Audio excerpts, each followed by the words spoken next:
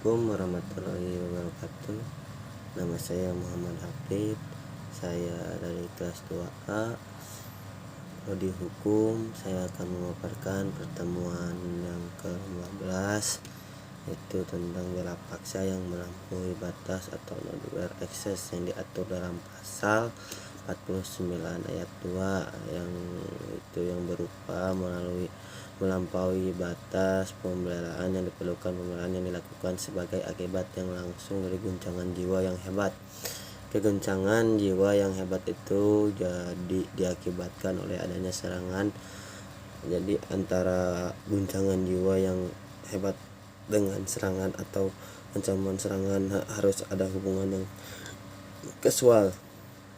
Melampaui batas pembelaan yang diperlukan dapat terjadi karena alat yang digunakan dalam pembelaan atau cara pembelaan terlalu keras, misalnya yang menyerang memukul dengan sepotong kayu, tetapi yang diserang memukul kembali dengan sepotong besi.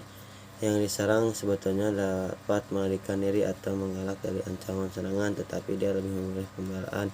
Non-fair access harus dilakukan dalam hal adanya goncangan jiwa yang hebat atau perasaan takut, khawatir, bingung, perasaan marah yang sangat.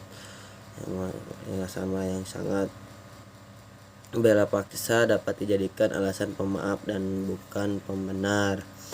D. Melaksanakan ketentuan undang-undang, disebut juga strategic force script, yang diatur dalam pasal 50 KUHP. Syarat melaksanakan perintah undang-undang adalah: yang pertama, A. Harus ada perbuatan melaksanakan UU untuk kepentingan umum. B. Perbuatan tidak terbatas pada perintah UU saja, tetapi juga atas wewenang yang diberikan UU.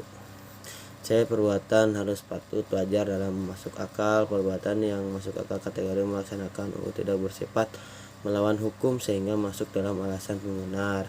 E. Melaksanakan pemerintah jabatan atau bisa disebut juga abjad level yang dibedakan dalam beberapa bagian. Yang pertama, A. Melaksanakan perintah jabatan yang sah, pasal 51 ayat 1 KUHP.